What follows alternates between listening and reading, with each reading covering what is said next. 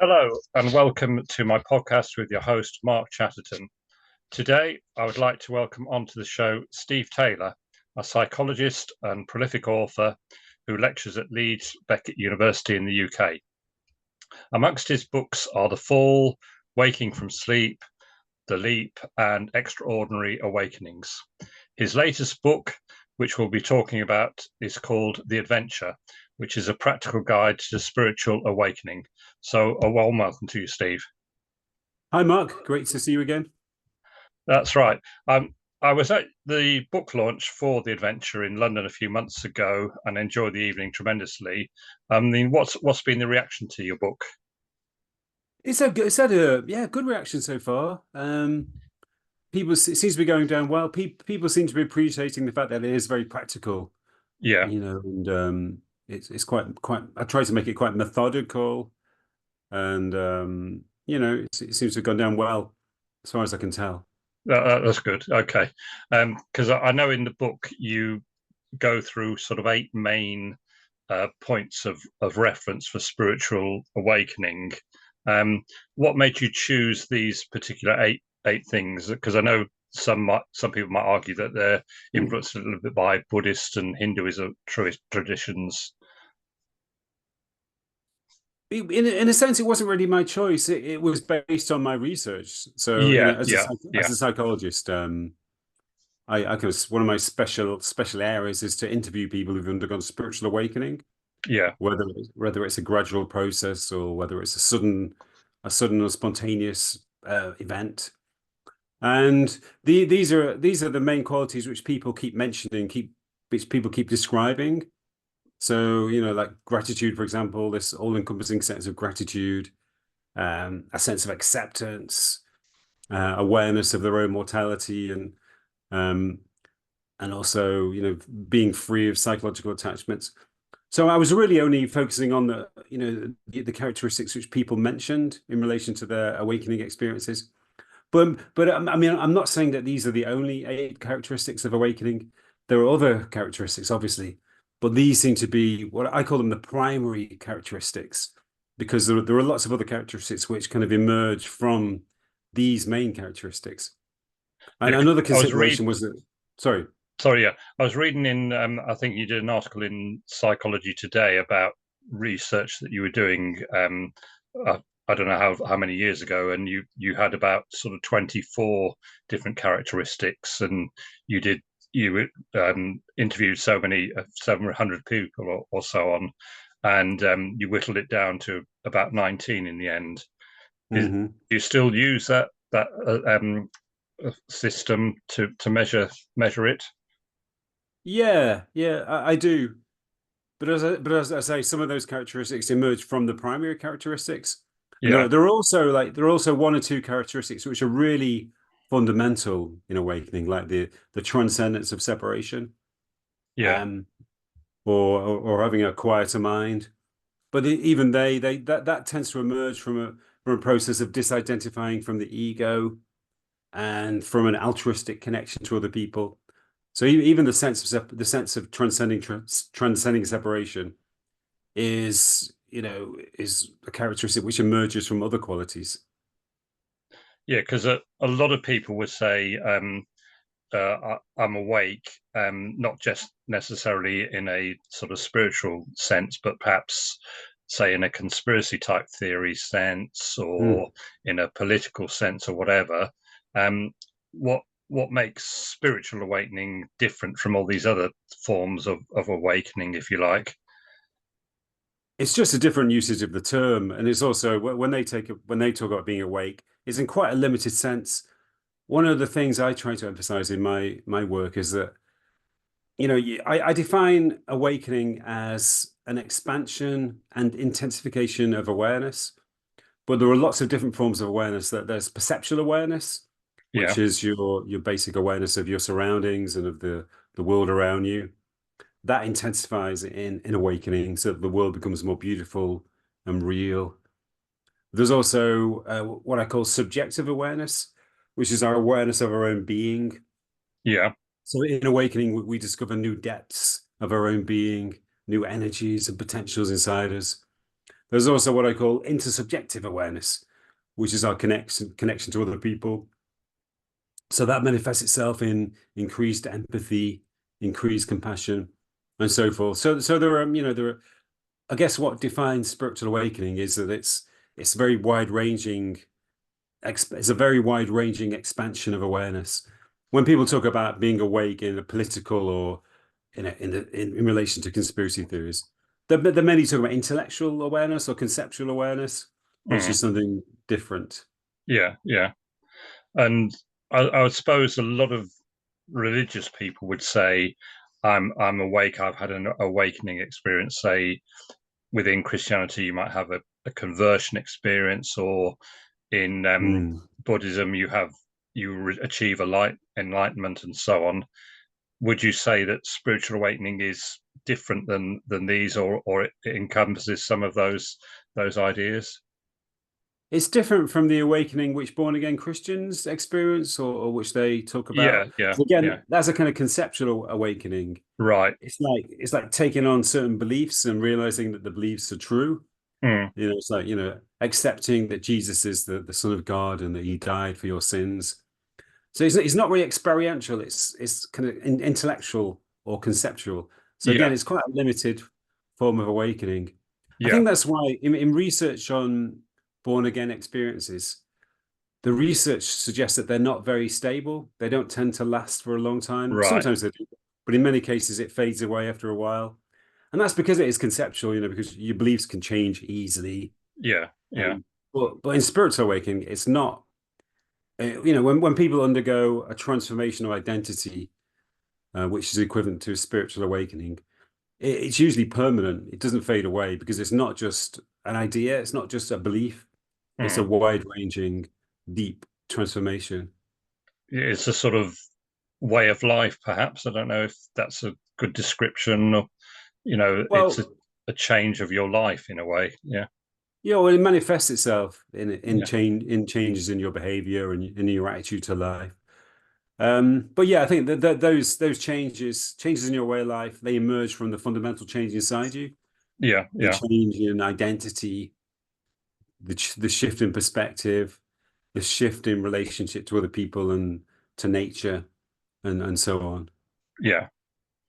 And when you say that it's sort of permanent and it sort of lasts for the rest of your life, um, what's the next stage, if you like, when if you've achieved this spiritual awakening, where do you go from there? There is no next stage, Right. maybe until you die. Yeah, yeah, And sure. maybe there's another Yeah. stage. But no, I don't think there's an end point to the journey. It's So it could a be never anything ending. to any person then, really. Sorry. It could be whatever that person interprets it as. Well, I mean, it's a never ending journey of expansion and deepening. So Mm, you keep exploring. Your awareness keeps intensifying. It keeps expanding. You keep getting deeper and deeper insights into reality. But I don't think it ever ends. It's just an endless journey, an endless adventure. yeah. I interviewed a man who had he underwent a spiritual awakening at the age of 29. Mm, By the time I spoke to him, he was 91 years old, mm, and he spent like 60 years at that point in an awakened state. And he was a spiritual teacher, a very respected spiritual teacher. But he said, even now, after 60 years, there's no end. I keep discovering new things.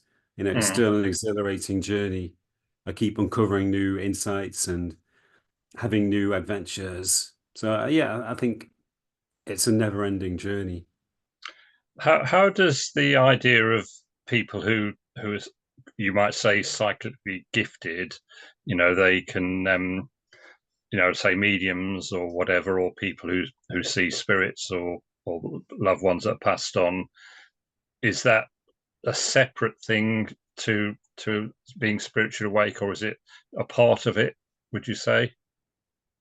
It can be a part of it. It can be separate. I mean, there are lots of spiritually awakened people who don't appear to have any of those abilities or experiences. Right. But but I think on balance, when people undergo awakening, it makes them more open to those type of Yeah, experiences. yeah, sure, yeah, But there doesn't seem to be a direct equivalent. I can't say for definite that spiritually awakened people gain psychic powers. yeah, Doesn't seem to be as simple as that. But I think they're more likely to have psi abilities. mm, Um, I think it's once you transcend the separateness of the ego, and then you become open to a lot more. You become more creative. There seems to be a strong relationship between creativity and spiritual awakening. yeah, yeah, So you'd expect that you would when people become open in that way, you'd expect them to be open to psi abilities too, or to anonymous states of consciousness.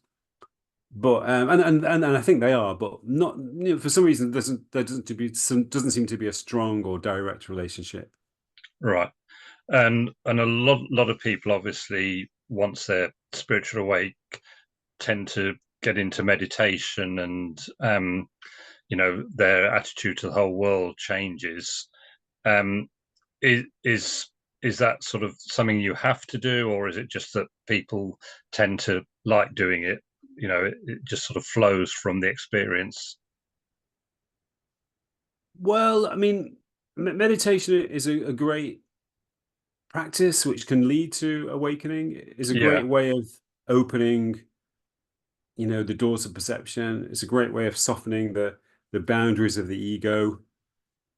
So I think if you meditate regularly for a number of years, it's bound to have some sort of awakening effect, yeah, yeah, and it can also bring about temporary awakening experiences, which is when you experience wakefulness for maybe a few seconds or a few minutes, then revert to your normal state. mm, Meditation can help in that way too. And I think once people attain awakening, they love to sit in stillness. yeah, They love yeah, to do nothing. So yeah, that's probably one of their favorite occupations, just sort of being alone with themselves, not doing anything in particular, sitting in stillness.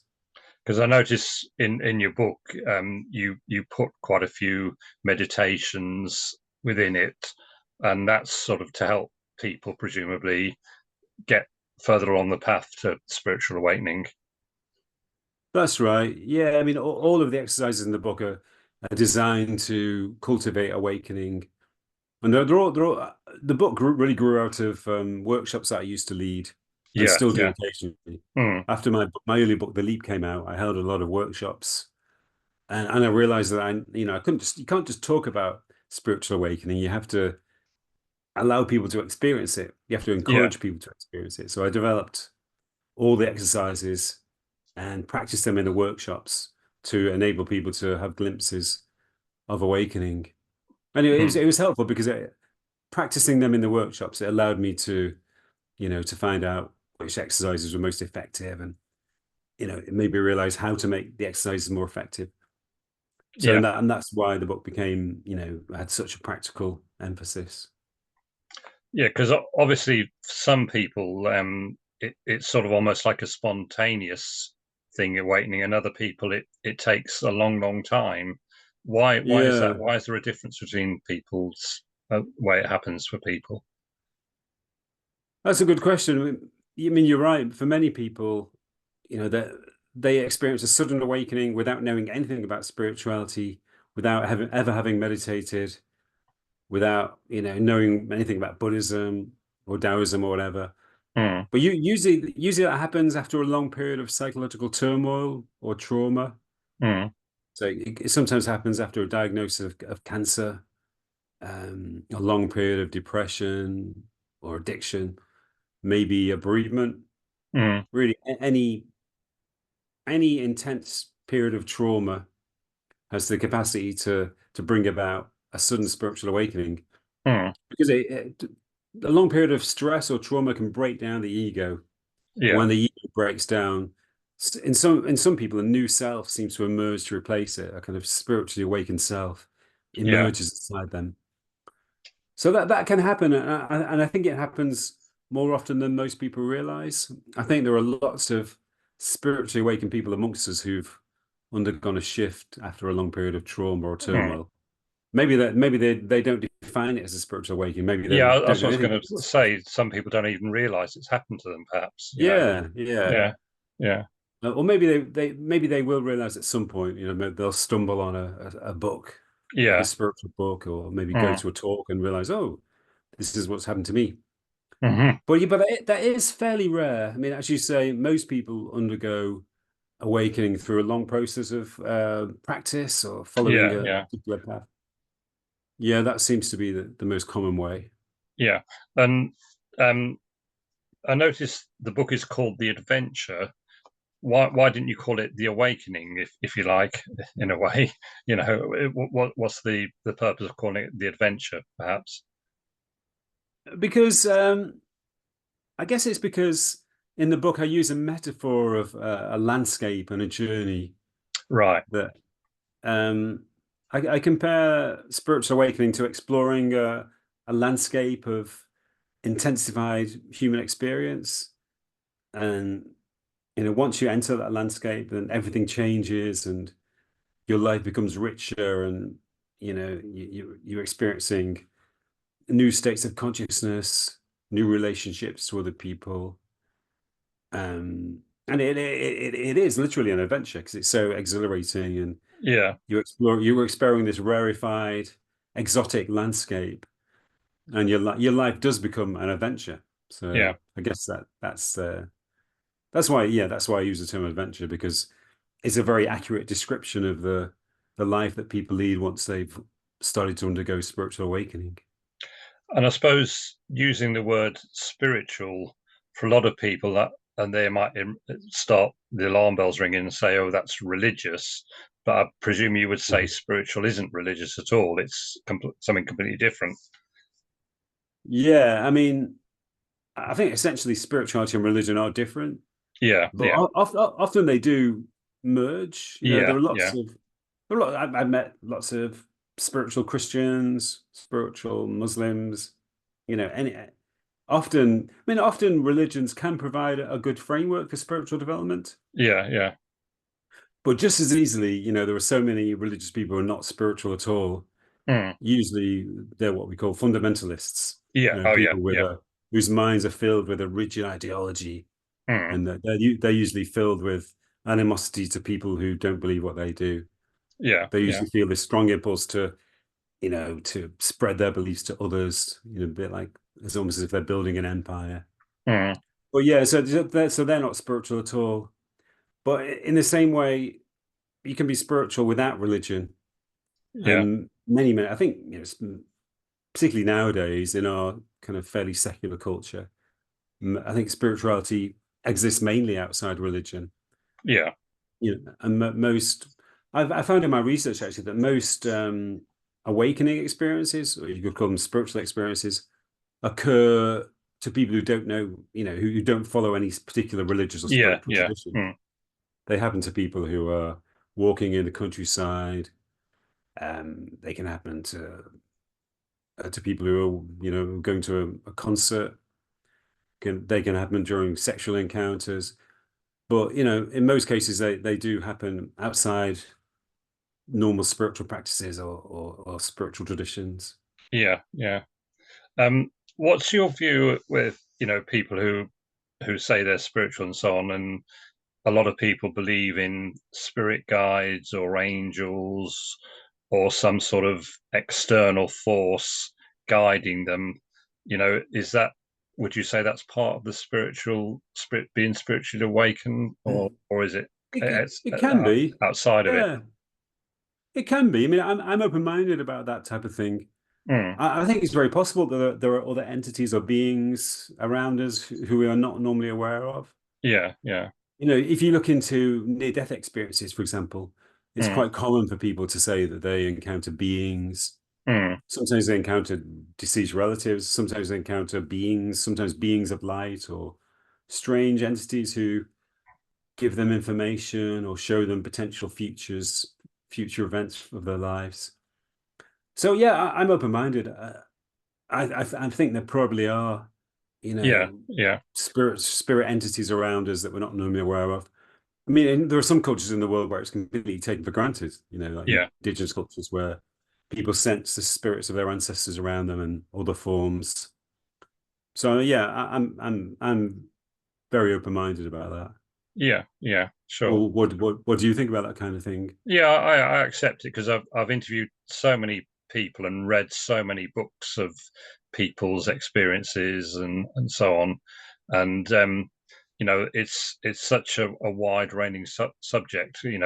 One side you can get sort of angels or spirits, on the other side you can get aliens, UFOs, and so on. And I Hmm. find that the whole um, using the term New Age as a sort of description of this area, perhaps, that it's so wide ranging that there's all these different belief systems, and in the middle Hmm. is the sort of spirituality aspect of it all, really. Yeah, Yeah, yeah. yeah. I think you've got to be And also the paranormal and stuff like that, the supernatural. A lot of people have had experiences. I've had experiences of that. So as you say, it's not just what you see; it can be unseen things as well. Yeah, Yeah, me too. yeah, Yeah, I mean, yeah, I've had sort of psi type experiences too, so I've no doubt that those kind of abilities are or experiences are real. yeah. I mean, And you've got to be also, just sorry, go you've on. got to be discerning to an extent. I don't think you Oh, should yeah, accept yeah, anything without some degree of evidence or some yeah, degree of yeah, yeah, investigation. yeah. You sort of a bit of proof and have a critical mind to not just accept everything that you read or told. Um, with Yeah. you know, well, that's another question in a minute. But just getting back to the book, which I'll just show if anyone. That's the cover anyway. Um, what I was going to say is you've also included lot of poetry because you write quite a lot of poems nowadays. Can you say a little bit about how that came about? How is that something you've always done, or is it something fairly recent that you've done? I did write poetry when I was younger, when I was a teenager, when I was in my early 20s. Mm, But I had this instinct to do it, but it never worked out very well. I was never really happy with what I wrote, and eventually I thought, yeah, I'll kind of let it go. mm, And for maybe 10 years or more, I didn't write any poetry, or maybe hardly any poetry. But for some reason, when probably about 20 years ago now, um, it just came back to me. I just found myself writing down. Well, I didn't really know that they were poems. Just got writing down lines, got jotting yeah. down Mm, ideas or phrases. mm, And then I sort of realized, oh, these are poems. I'm writing poems here. And then it didn't go away. It just sort of remained with me. It's mm. totally spontaneous. Even now I never make a decision to write a poem. It just comes when it, Yeah, it just flows through you, yeah, if you like. of Yeah. its own volition. Just Mm, something pops into my mind. yeah, sure. And and I think it became because maybe around that time, 20 years ago, I think we'd been through a period of stress. We started a family and had, like young children. It was very stressful. Mm, Lack of sleep and mm, that type of thing.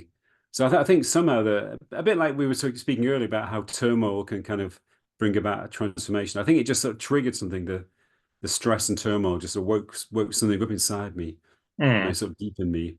And ever since then, poetry comes very easily to me. Yeah, sure. And you've got a book of poetry as well, I think. I understand. Yeah, well, I've published 3 books of poetry. Or more than one, yeah, definitely. Yeah, So yeah, yes. And do you ever do any like poetry reading or anything like that? Or not just you really, just but sort of but incorporate it in your talks, perhaps. Then, yeah, yeah, yeah, I incorporate it into my talks. yeah, Um, um, but no, I don't read the poems on their own. I've thought about it, but yeah, you know, maybe at some point I will. Maybe when my next book of I'm gonna soon I'm gonna start preparing a new book of poetry. I've got a lot of poems which are unpublished and which I've yeah, written over the yeah, last few years. mm, Put them together into a new book. yeah. And I noticed that the adventure is published under Eckhart Tolle's sort of imprint or whatever. What's your relationship with him? Because obviously he wrote the forward to it as well. Yeah. My connection with him goes back almost 20 years. My first major book was a book called The Fall, Yeah. Yeah. which is a book of it's a book which is largely about anthropology, about the history of the human race, Mm, about the sorry saga of human brutality of the past few thousand years. mm, And when I wrote it, I read coincidentally, or maybe not, it was published on the same day as one of Eckhart's books, his book A New Earth, if you remember that oh one. yes, yeah, which I read. Yeah. Yeah. I read And that I remember first, thinking, actually. Yeah.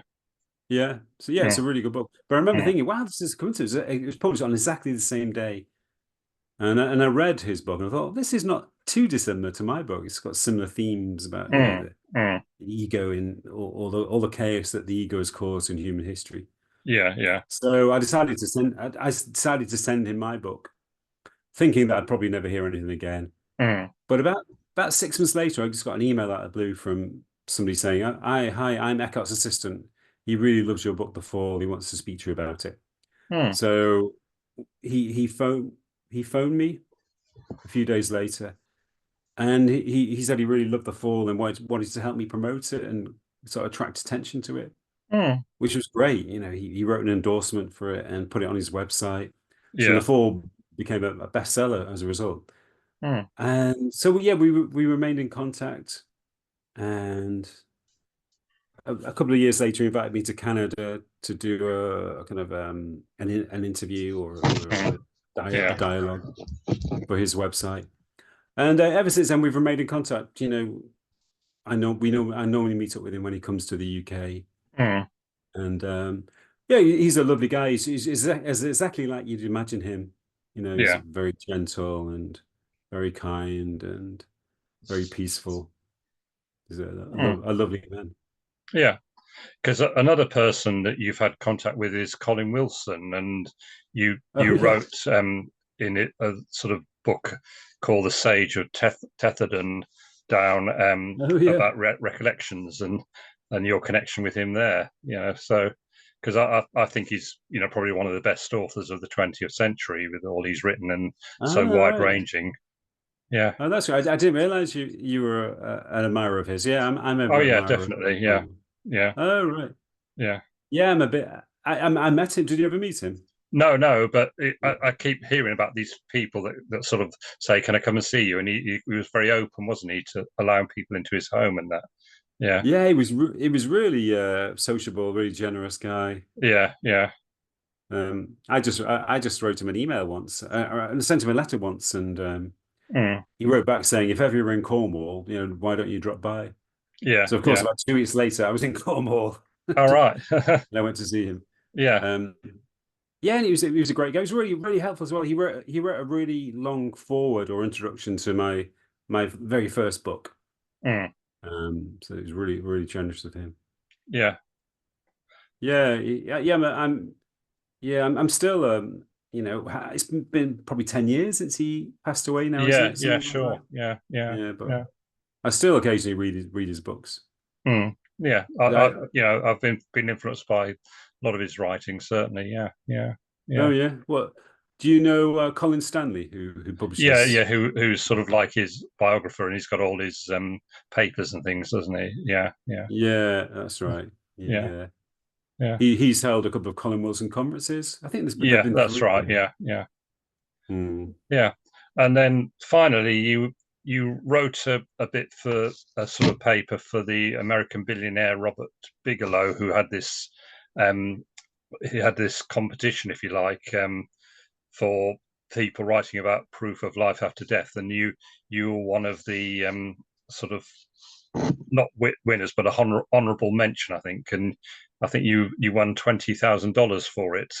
You know That's right. how you know were you quite surprised that it got that far, or expecting it to do quite well because of your research, etc. Anyway, Uh, I thought I had a reasonable chance because yeah, there aren't so many people, there aren't so many authors or researchers around the world who are interested in this area. So, mm, you know, I thought I stood a reasonable chance.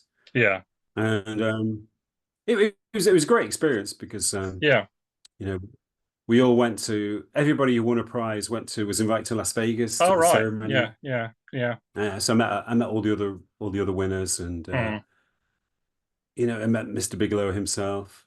So it was a great experience. Yeah, mm. it made me realize that it gave me a lot of connections with other people who were Oh, yeah, working in the yeah, same sure. area. Yeah, yeah, So yeah. yeah, it was great. And also, it gave me the incentive to do a lot of research into the question of life after death. So that Mm, was really, it was really interesting, a really interesting journey, yeah, researching yeah, in yeah. the area. Did you ever read the one who won it, the main prize winners, their article at all? Jeffrey Mishloff. Yeah. Yeah, I did. Yeah, his was quite original. Did you read No, I it? It haven't. was No, quite. I've only just sort of heard about this in the last few days. Oh, Someone said really? about you doing it, and I thought, oh, that's quite interesting. Yeah, yeah. Yeah, it's worth reading. He has a very kind of original approach with a lot of he's mainly an interviewer. He has his own TV. He used to have his own public broadcast TV show in America. Right. Okay. So he's Mm, done like hundreds of interviews. So he has a lot of links to interviews, and so it's very, mm, very kind of mm. interactive, Yeah. Sure. interesting article. Yeah. Yeah. Okay. Well, you know, I hope the adventure continues to sell well, and we're looking forward to your next book, because obviously you've written quite a few over the last few years. And do you do many talks, or is it sort of mainly through the internet that you sort of publicize your stuff and that? Because Yeah, I obviously you're do. busy lecturing a lot of the time as well. Yeah. Yeah, but particularly around this year when the university seminars are finished now, so there aren't Mm, any more lectures. So I tend to do talks and go to yeah. conferences Mm, from in the summer and in the autumn. yeah. Um, and I'm just prepared. I've got another book out in November, so I'm sort of Right. working hard at finalizing that at the moment. Just going Yeah. through the copy edit. Mm, So mm. so when that comes out, I'll probably do some talks in person related to the book. Yeah. Sure. Yeah. And if anyone wants to find out more about you and on your books, you've got your own website, stevemtaylor.com, I think. Yeah, Stephen M. Stephen Taylor.com. Yeah, Yes, Stephen with a V, yeah. M for Mark. Because there's several other people with obviously the same name as you and that, but It's funny. Actually, I was speaking at a festival 2 weeks ago, mm, and they'd ordered some of my books to coincide with my talk, but yeah. they'd ordered a book by a different Stephen All Taylor. right. It was Yeah, I just thinking, remember seeing a post you put about that. Yeah, yeah. yeah, Oh, so it's quite well, it's quite thanks ever funny. so much, Steve, for Oh, you're speaking to me, welcome. and we'll obviously talk again sometime. But thanks ever so much. Okay, You're thank you. welcome. Thanks, Mark. Thank you.